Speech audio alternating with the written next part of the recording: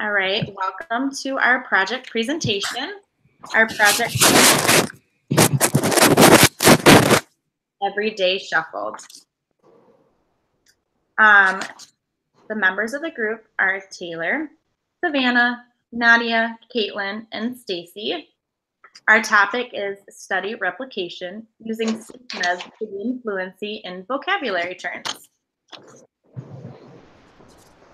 So the original study we used was a case study using SAFMEDS to promote fluency with Skinner's verbal behavior terms by Stockwell and Eschleman in 2010. This study, it was conducted implementing Lindsay's SAFMEDS intervention and using Skinner's analysis of verbal behavior vocabulary definitions. The purpose of their study was to identify whether SAFMEDS intervention was an effective tool in increasing one particular graduate student's verbal repertoire. Using a deck of 60 cards, the learner would see the definition on one side of the card and say the term printed on the back, and a response emitted either was a correct or not yet response, depending on if the learner got the term correct or not. The fluency aim was 40 correct in 2 or less not yet responses. This study consisted of a girl who was also a graduate student of ABA. She was working toward her PhD, and she was 28 years old. The materials that she used was a set of vocabulary words from her verbal behavior class. She had 60 cards that looked a lot like flashcards. She used a battery-operated timer and had a frequency data sheet. She used a daily per minute standard acceleration chart, which is not very commonly used in everyday ABA practice. We did change this part of our original study to make it more practical. We worked with our professor to choose a changing criterion design for our replication project. The setting that she used was for her practice was a quiet room in her home, probably her bedroom. And the design of the original study was an ABA design. As I said earlier, we changed this to a changing criterion design. So the graphs you'll see later in the presentation will be a changing criterion format versus an ABA format. So before each time session, the learner did an untimed session. And during the untimed session, the learner looked over each card and emitted a response that was either correct or not yet. For all the not yet responses, that card was placed in a separate pile. And all not yets are reviewed additional times before starting the time session. And then before the time session, the deck was shuffled all together and a 1-minute timer was started.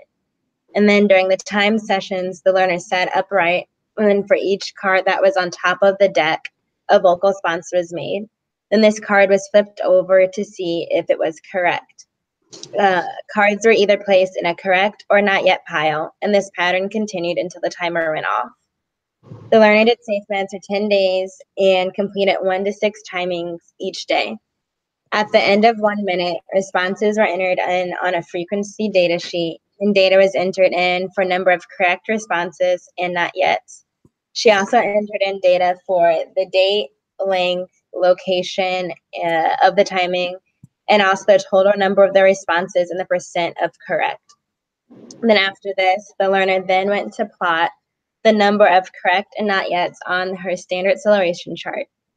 If multiple timings were conducted on one day, she picked the timing with the highest numbers of correct to plot.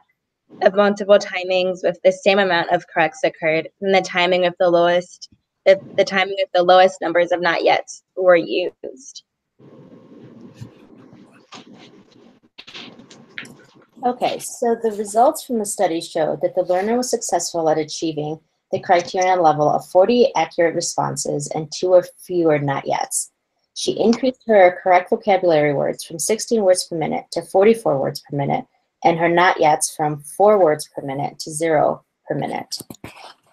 Also, follow-up sessions were conducted 3 weeks, 4 weeks, and 11 weeks later, in which her percentages were still 32 correct and 1 not correct, 40 correct and 0 not correct, 42 correct and 0 not correct, and then 34 correct and 1 not yet, showing that she was still able to maintain her fluency skills 3-4 weeks after the intervention discontinued.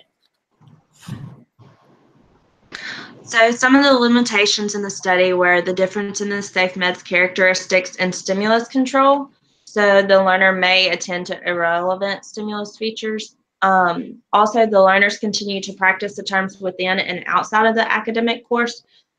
And then C phrase, say term was effective, but there was no guarantee that fluent responding occurs in the reverse order when they see the term and to say the phrase.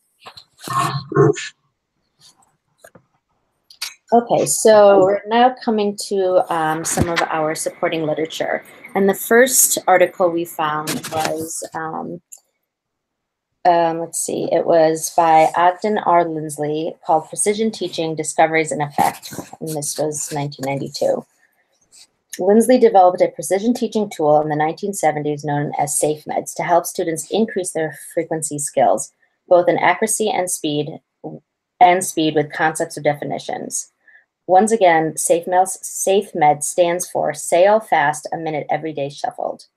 Lindsley stated that precision teaching is basing educational decisions on changes in continuous self-monitoring performance frequencies displayed on standard acceleration charts, and the decisions are made by the learner.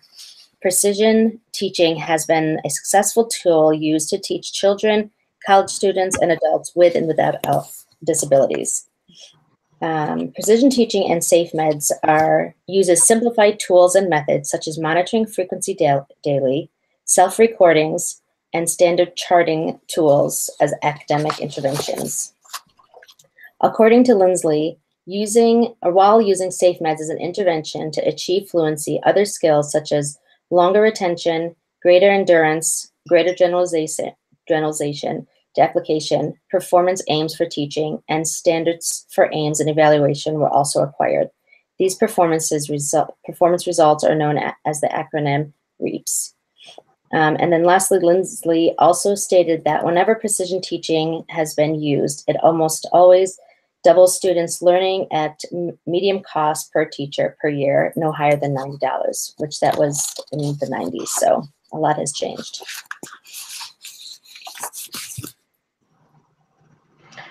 All right, so our second supporting literature was an article also from Lindsley. We wanted to show some further support for the SAFMEDS method from one of its early designers or early supporters. This article is called The 4 Free Operant Freedoms. It was published in a journal called The Behavior Analyst in 1996.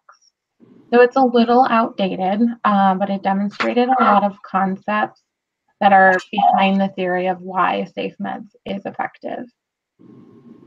This article is more a review of research, or it's kind of an opinion-based article.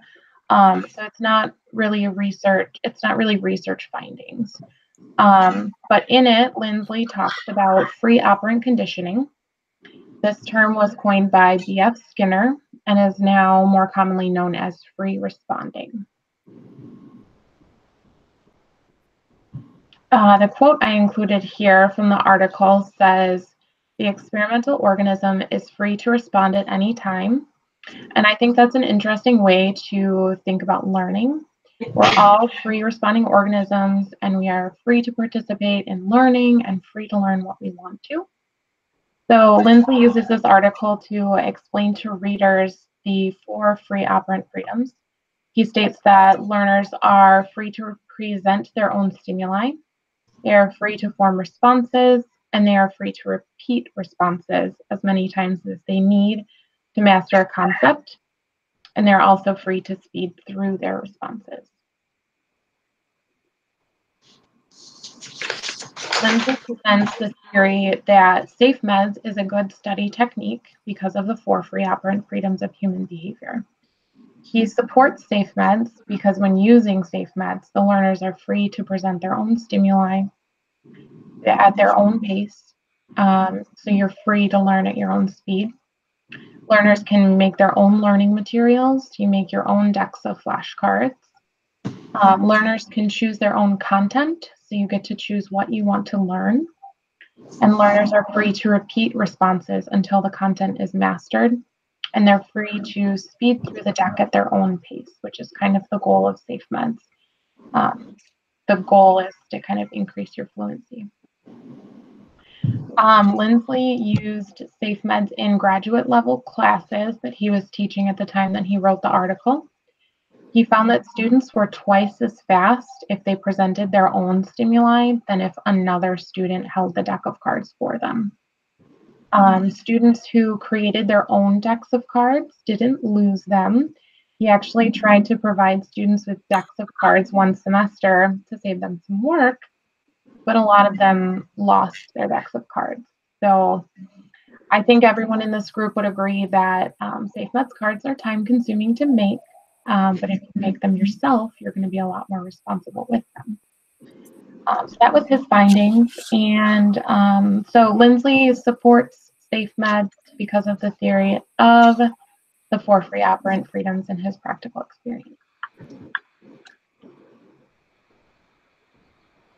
All right, so I did my supporting literature on an article titled, "What's the Probability of That? Using SAFMEDS to Increase Undergraduate Success with Statistical Concepts."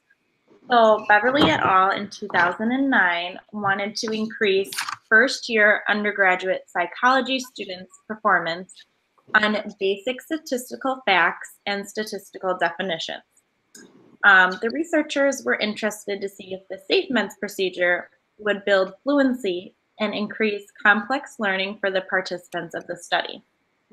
So the researchers tested whether SAFMEDS procedure would help students become fluent in the definitions needed for their statistics class. Overall, it was a pretty interesting study to see how a class split up into different groups and use SAFMEDS to see if it would increase their overall grade at the end of the semester. So 55 first-year psychology undergraduate students participated in this study, and they earned course credit for participating in this study. Students were either put in a precision teaching group, a PT group, or a treatment as usual group, TAU group. The PT group used the SAFMEDS cards and precision teaching techniques to measure progress. The PT group started out with an initial 1-hour tutoring session in which they learned how to use the SAFMEDS cards and precision teaching methods to track their progress. The PT group was instructed to complete the SAFMEDS procedure 3 times per day, but only plot their best on their standard acceleration chart. So this study also used a standard acceleration chart to track their progress. Data was taken over the course of the whole semester, and a post-test was given at the end of the semester. Overall, the researchers found that the PT group improved almost an entire grade level by the end of the semester when compared to the TAU group. There was a significantly higher mean score when looking at the post-test for the PT group, again, when compared to the TAU group. So this study just shows that using the SAFMED procedure allowed the 55 students, or allowed the students in the PT group to increase their fluency of statistical facts and terms by almost an entire letter grade by the end of the semester. So the article that I found was called "Developing Behavioral Fluency with Movement Cycles Using SAFMEDS" by Kabina, Urick, Durka, and Healy, written in 2016. So this study had a couple questions that it tried to answer. The first one it was seeking was to see how SAFMEDS can be of use to those who have a job in service. More specifically, they were interested in those who are in behavior analysts and special education teachers. The study specifically wanted to see if SAFMEDS could lead to fluency for correctly identifying movement cycles and behavioral analysts and special education teachers. A movement cycle is a precision teaching term that refers to a behavior with a clearly observable movement and a distinct beginning and end. The next question this study wanted to find out is if SAFMEDS as an intervention could produce positive outcomes with maintenance after the intervention concluded. There were 8 participants, and each was either in education or behavioral health.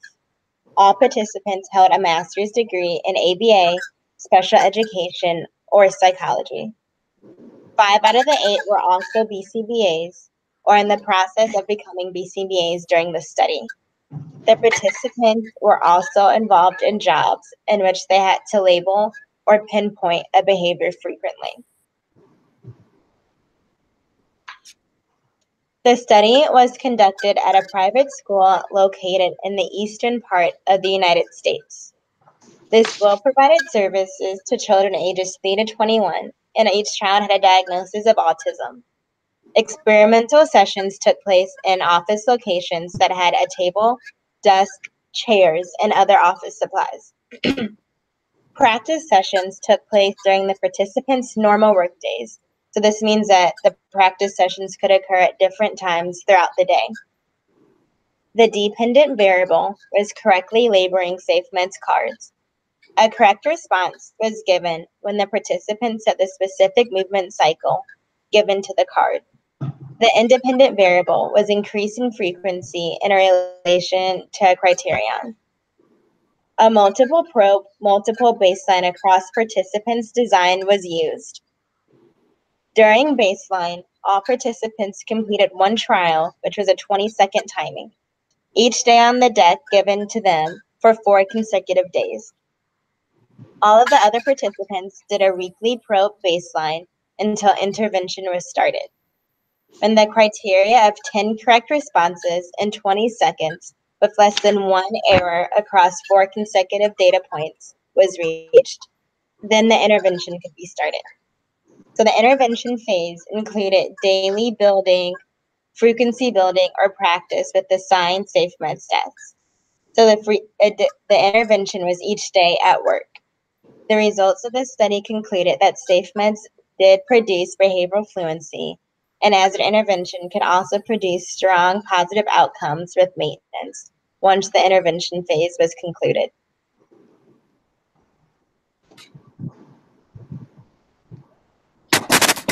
Okay, so another piece of supporting literature we found was titled Increasing High School Students' Math Skills with the Use of SAFMEDS Class-Wide.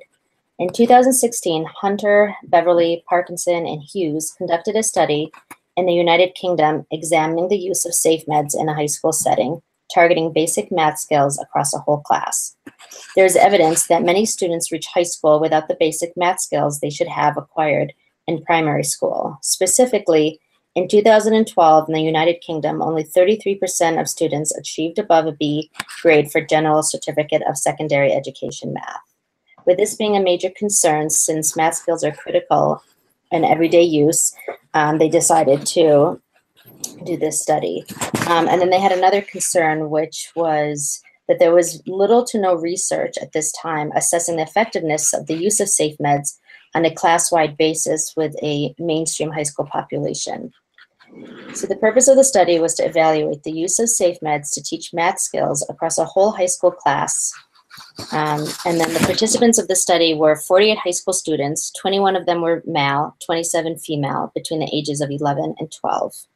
The materials that they used were a SAFMEDS pack based on percentages of money, a data sheet to record daily responses, a chart to graph best timings, a pencil, and a timer to use for each sessions. The setting was taking place in the students' classroom during their math sessions, and their behavioral definition was similar to ours, a fluency aim of 40 correct cards and 2 or less incorrect per minute. And then let's see, so the method, they did a pre-test, a post-test, and then a 1-month follow-up. During the sessions, groups received 30 minutes of math instructions, and then that was followed by an additional 20 minutes of completing the SAFMED sessions. And as with the our procedure, the SAFMEDS was conducted in the same manner, but they were allowed 4 timings in which students were able to select their best score for the day to enter on their charts. The results of the study indicated that using SAFMEDS, in addition to students' math lessons, increased basic math skills compared to just their math classes alone. Results also showed that skills were maintained at a 1-month follow-up. An application quiz showed that students could also transfer the information they had learned to real-world math problems. And lastly, the study claimed that it was able to demonstrate another learning outcome, which they said was stability. And this is when the SAFMEDS intervention was not conducted in a quiet one-to-one environment, but it was done in the real natural environment of a classroom. Some of the limitations the study addressed were the size of the study was relatively small. There was continued exposure and practicing of skills outside of SAFMEDS. They also said that time is almost always a guarantee of learning and fluency, and that the social validity of the intervention was not measured. However, it was reported that 90% of the students were in favor of continuing on with SAFMEDS once it was completed. So in conclusion, the following study was able to provide evidence that supports SAFMEDS as an intervention that increases basic math skills to a class-wide mainstream high school.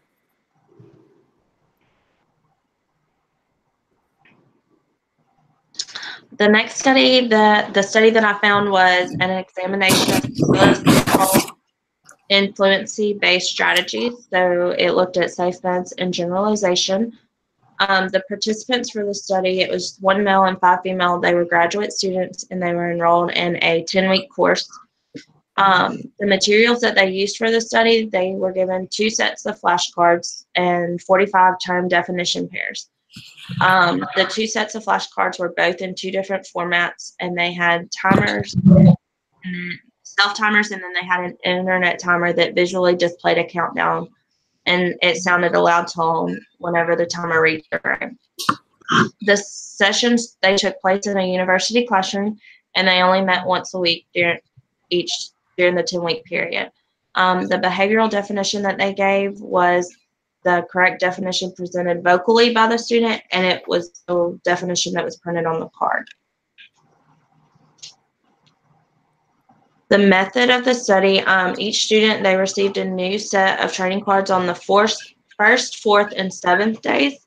And so the generalization training that each student went through was on the 3rd, 6th, and 9th days of the 10-week course. So on training days, each student was given, they were given 15 minutes of training, and they had an individual and paired time session. So they did it separately, and then they did it with a partner. And then on the testing days, they had 1 paired session with the same cards. And then after that session, they were given another set of cards that had the same definitions, but it was in a different format. The results of the study showed that the time it took for students to complete the training and generalization differed. And during the generalization testing, the fluency rate decreased for the majority of the students in the study.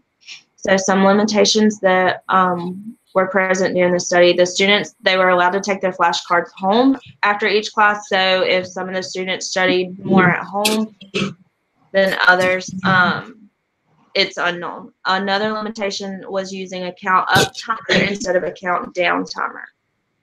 And so the conclusion of the study is that fluency-based instructional strategies, they may facilitate generalization to an extent, but it may be very minimal due to the wanting fluency instead of accuracy. So now the purpose of our project. The purpose of the study was to show that a learner using the persistent teaching approach known as Say All Fast, a Minute Every Day Shuffle, SAFMEDS, could establish a fluent interverbal repertoire that is related to the subject matter. And in this case, we used vocabulary terms from this.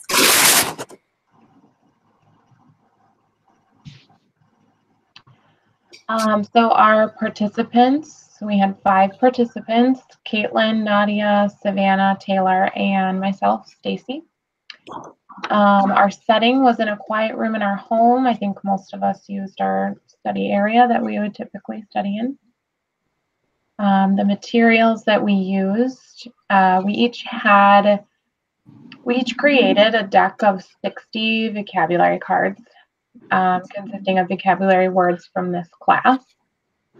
We used a timer. Most of us used our phones. We needed a pencil and a pen, the frequency data sheet, a treatment fidelity checklist that we created, and a computer with Excel to make a graph on. We also needed video recording equipment. We all used, I think most of us used our computers to make the videos. The design of the study was a change in criterion design. The behavior definition that we targeted was using a deck of 60 vocabulary words from SBCE 611. The learner will verbalize, so we had to say it out loud, or they call it subvocally, kind of whispering to yourself. So we had to verbalize up to 40 correct responses in 1 minute. We set a goal of 2 or less incorrect responses in 1 minute, or not yet responses. For our data collection, we used frequency data. The data was on correct and incorrect responses. We took data from October 1st to November 1st for a total of about 35 sessions per person. Each session, we did 2 untimed and 2 timed recordings for 1 minute, and we took the frequency data on the timed sessions and recorded it on our data sheet. We used the frequency data sheet to enter the number incorrect and the number correct, and we took those numbers and graphed them in Excel. IOA, inter-observer agreement data, was taken for 25% of sessions. Treatment fidelity was collected on 2 sessions per participant. We took this data by recording ourselves performing a session and sending it to our reliability partners for the project. So this next slide is an example of our data collection sheet. You can see we recorded the day of the week, the calendar date, the number correct, number incorrect or not yet, our total responses, and calculated a percentage correct. And we included an observer column for when we did our IOA and treatment fidelity sessions.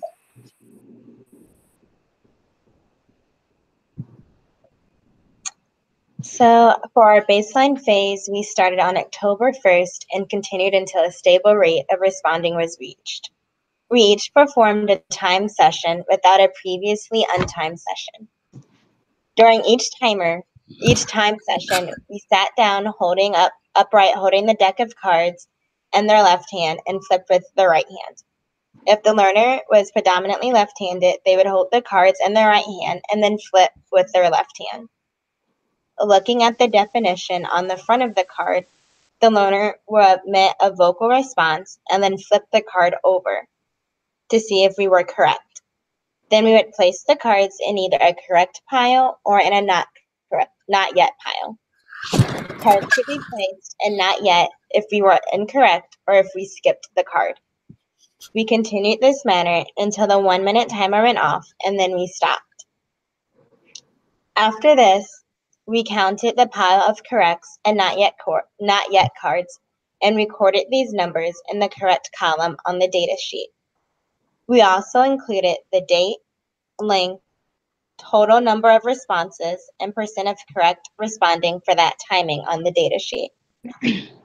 After this, we then went to plot the number of correct responses from the best timing on our changing criterion graph on Excel. We continued this procedure until a steady state of responding was reached, and then the intervention phase could be started. The intervention phase consisted of an untimed and timed session. So in the untimed session, we would put cards in the correct and not yet piles. Once we went through all the cards, we would read all the incorrect responses, and then we would shuffle the deck. We would then start the time session, and we would set our timer for 1 minute. So we began by looking at the definition. The learner will emit a vocal response. Put cards in correct and incorrect piles. And then once we did that, we would count the number of correct and the not yets. Once we counted, we would enter the responses on the frequency data sheet and then enter the correct responses on a changing criterion design graph in Excel.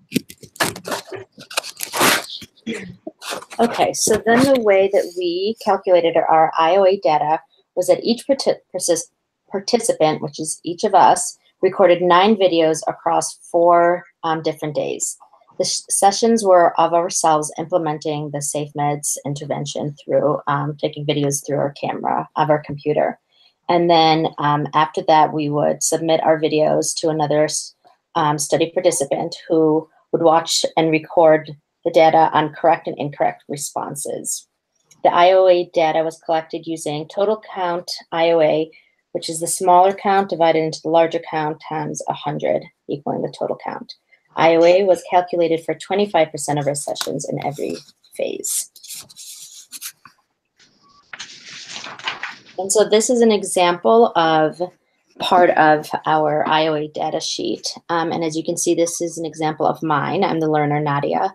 And we have our session date. So on 10/17, I got 26 correct and 2 not yet or incorrect. And then on 11/9, Caitlin observed my videos and watched to see, and she recorded that indeed I did get 26 correct and 2 incorrect, which showed 26 and 26, we had 100%. And we went and continued in this manner through the 9 sessions. And after we all reviewed and calculated our data, our group calculated 100% IOA data across all of the 9 sessions.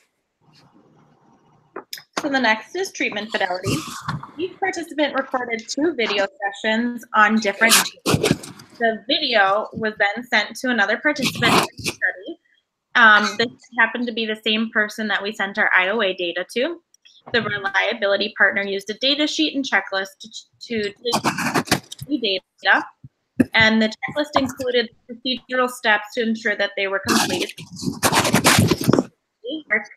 A yes or a no if the participant completed the step correctly. So the formula was the reliability partner used the data sheet checklist to take treatment fidelity data. So for the untimed session, we had that they put the cards in correct and not yet piles. They reread all the incorrect responses that were put in the not yet pile. They then shuffled the deck of cards. Then moving into the time session, they set their timer for 1 minute. Looking at the definition, the learner will emit a vocal response. The participant will put the cards in either a correct or incorrect pile, depending on if it was a correct or incorrect response. At the end, they will count the number of correct and not yet responses when the 1 minute timer goes off. They will enter the correct responses on a frequency data sheet. They will enter correct responses on a changing criterion design graph in Excel. Overall, out of 10 sessions, our group maintained 100% treatment fidelity. Here is an example of our data sheet. As you can see, there is a column for yes and no, in which we marked either the participant got, if they did the step correctly, they got a yes. If they did not, they got a no. And overall, like we said, we all got 100% for all of the 10 sessions that we took treatment fidelity data on. So next, we all have examples of our graphs included. So this is my graph. I'm Caitlin. So my baseline average was 11.3, and my range was 6 to 14. I've had a stable rate of responding that hovered around 14 to 15, and so then I was able to move to my next criterion. And so I had 5 criterions, and they all went up with increments of 5 up until the very last one, and that's when I was trying to get 40. So I started with the goal of going up by 5, and my end goal was 40. I was able to reach 40 on the very last day. And then my final criterion for criterion 5 had an average of 32.4 with a range from 25 to 40.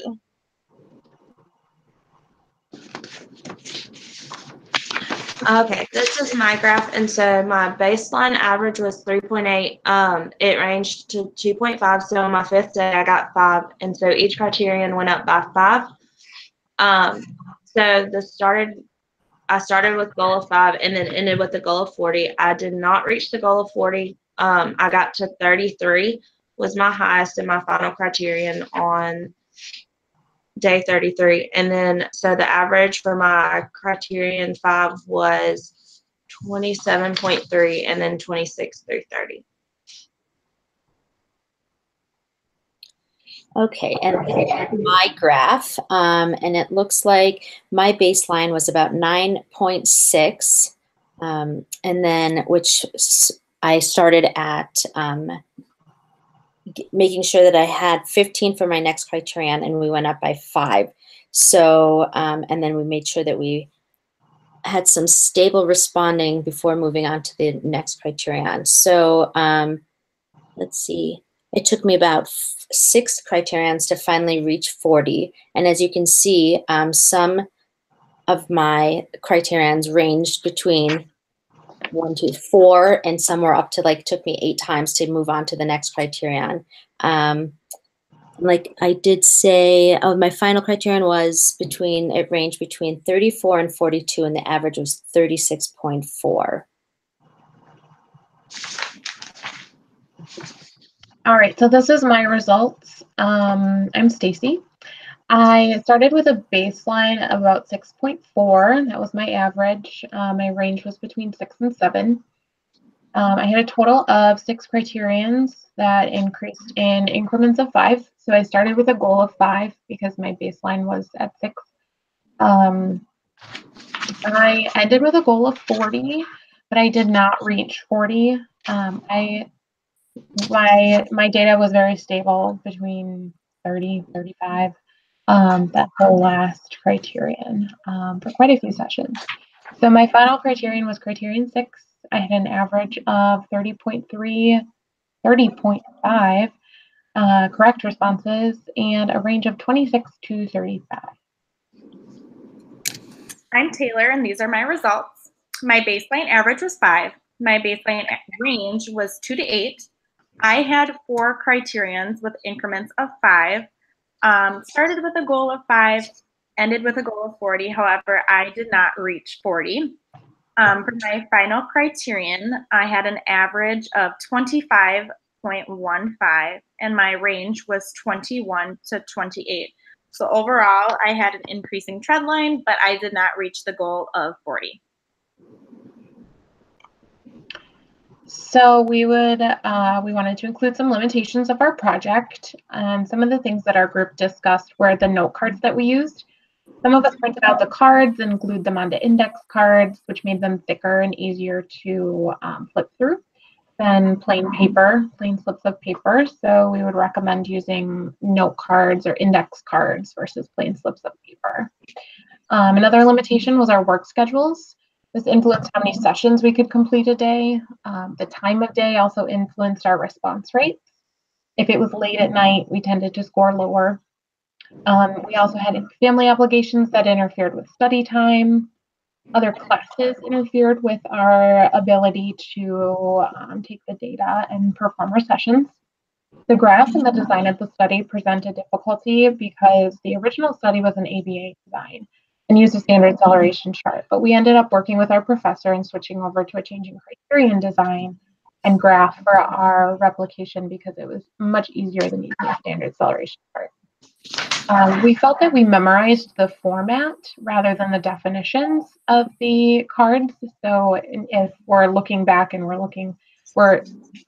seeing that we're more cued by the words or the form of the definition and instead of actually knowing the definitions, which kind of leads into the next point of generality. We feel that we would not be able to easily generalize the terms we learned from the cards to other environments and stimuli. We also decided that the number of the cards was a lot. We chose to match the original study's goal of working with 60 cards. But looking back, we think that it would be better if our goal was about 40. So the conclusion of our project, we had an outcome goal of 40 correct responses since the original study had 40. In general, the group agrees that it was an effective method in increasing fluency. However, after 35 sessions, only 2 of us reached our overall goal of 40 correct responses. Our group thought it might be helpful and more effective if in the future, if we repeated this study, the total number of vocabulary cards that we have matched the overall goal of correct responses. So correct responses we wanted was 40. However, I believe we all had 72 vocabulary terms in our deck. So this is our contribution log for our project and our references.